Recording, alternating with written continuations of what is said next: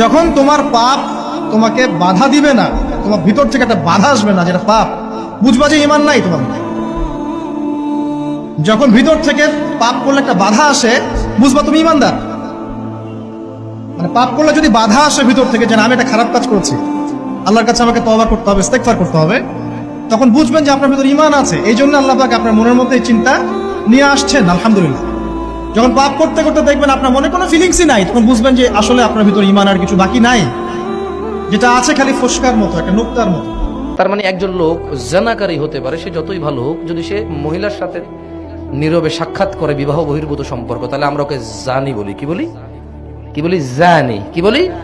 মানে জানাখোর। কি বলি? কিন্তু আফসোস, আজকে সমাজে মুসলিম এটা মেনে নিয়েছে যে লোকটা জানাকারী কিন্তু মুসলিম, লোকটা সুদখোর কিন্তু মুসলিম, লোকটা মদখোর কিন্তু মুসলিম, লোকটা উগ্র উচ্ছৃঙ্খল কিন্তু মুসলিম, লোকটা মিথ্যেবাদী কিন্তু মুসলিম, লোকটা জালেম কিন্তু মুসলিম। আফসোস, মুসলিমরা এটা তাদের মাথা থেকে বাদ দিয়ে দিয়েছে যে ঈমানের সঙ্গে সঙ্গে শিরিক করে মুশরিকও হয় মুসলমান। এখন বলবে পোশাক যার যার অধিকার, মাইয়ারা ছোট ছোট পোশাক পরবো, তোমরা কি তোমরা সিরিয়াস হবা কেন? একটু ছোট পোশাক দেখলেই, আবার কেউ কেউ বলে আমগো জামার ফিতা দেখলেই তোমার যদি চেতনা দণ্ড দাঁড়ায় যায়, তাহলে তুমি নিজের চোখরে সামলাও, তুমি সিরিয়াস হও কেন? ভাবটা এমন, পোশাকের কোনো দোষ নাই, সব দোষ হলো পুরুষের চোখের, আর সব দোষ পুরুষের চেতনা দণ্ডের। যেটাকে অন্য ভাষায় বা অন্য উদাহরণ দিয়ে বলতে হবে, গোবরের মধ্যে কোনো গন্ধ নাই, হাগুর মধ্যে কোনো গন্ধ নাই, সব গন্ধ আপনার নাকে। আপনি বললেন এই এখানে গোবর পড়ে আছে, কি লাগে, পরিষ্কার কর, গন্ধ লাগে। এ বলবে আরে গোবরে গন্ধ থাকবে কেন, গোবর স্বাধীন, সে তার স্বাধীনতা ভোগ করছে, আপনি এখানে নাক গলানোর কে? আপনার নাকরে সামলান। বলে কিনা এরকম? একই টাইপের উদাহরণ এবং একই টাইপের দলিল দিবে। আমরা ছোট ছোট পোশাক পরছি, কি হয়েছে, তোমরা টাকাও কিনলে, নজরের হেফাজত রেখো।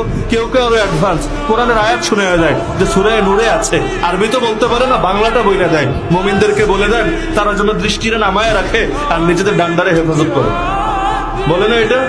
আয়াতটাও শুনে দিবে। তো নিজে ঠিক হয়ে যাও তুমি, আমাদেরকে নিয়ে চিন্তা করার দরকার কি?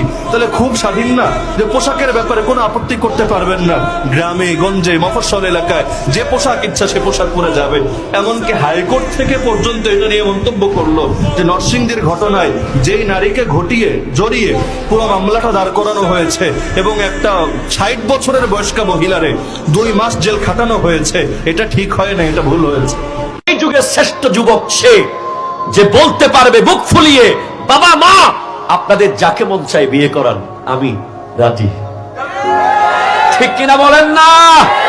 আমি মনে করি সে সমাজের শ্রেষ্ঠ যুবক বর্তমান সময়ে, যে তার বাবা মাকে এখতিয়ার দিতে পেরেছে, এই বাবা মাকে তাদের স্বাধীন ইচ্ছা দিতে পেরেছে যে আপনাদের যাকে মন চায় আপনি শাদী করাতে পারেন, আপনাদের কথা মতো আমি প্রস্তুত আছি।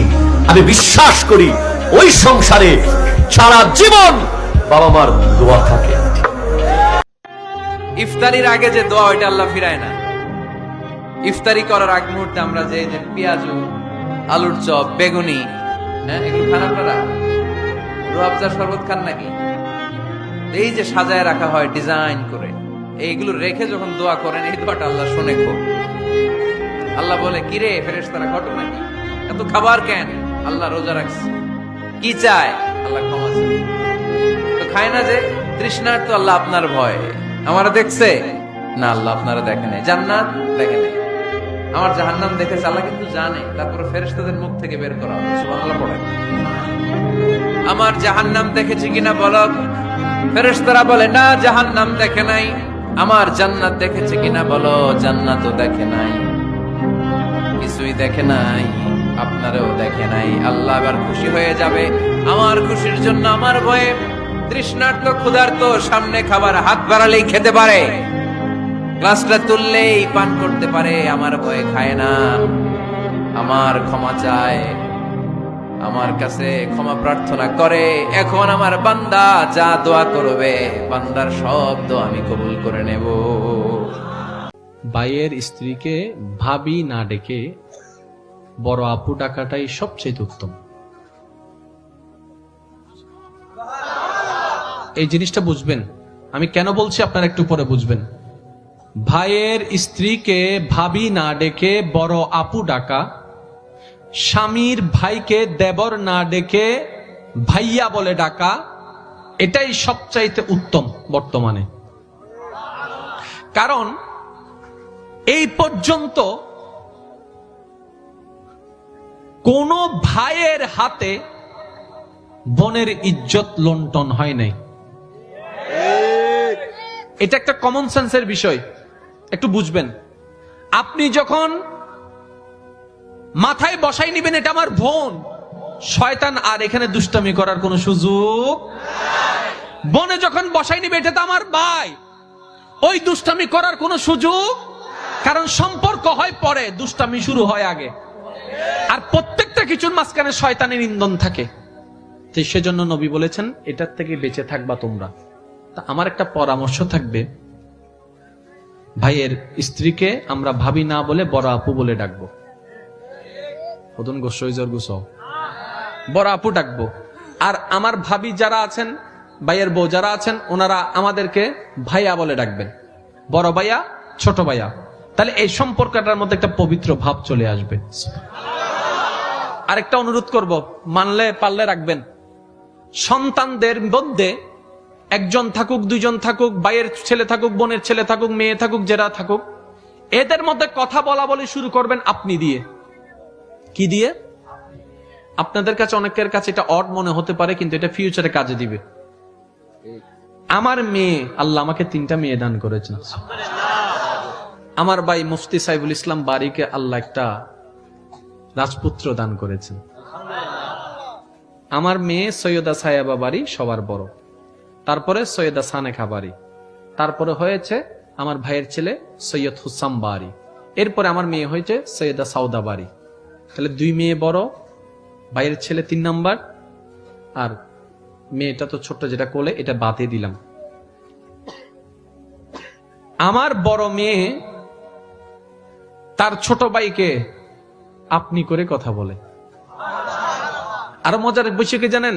হোসাম বলে না, বড় ভাইয়া ডাকে। তো একদিন তারা যখন দুষ্টামি করছে, আমি তাকাই রইলাম, আমার মেয়ে ছোট ভাইকে ডাকতেছে, বড় ভাইয়া, বড় ভাইয়া। দেখি ও দৌড়াই আসছে, বয়সে ছোট কিন্তু ডাকালাম বড় ভাইয়া, বয়সে ছোট ডাকছে আপু। বড়জন মেজজনকে মেজ আপু ডাকে, মেজজন বড়জনকে বড় আপু ডাকে। এটা আজকে বুঝবেন না, যখন সম্পত্তির জন্য বড় হয়ে যাবে, 2-4টা সংসারে কথা চলে আসবে, ওই অভদ্রতা সম্পর্ক নষ্ট আর হবে না। কেন? যখন কারো জন্য মাথায় সম্মানবোধ শব্দ বসে যায়, তার সাথে আমরা বেয়াদবিও করতে পারি না, ঝগড়াও করতে পারি না, সম্পর্কটা সুন্দর হয়ে গেছে।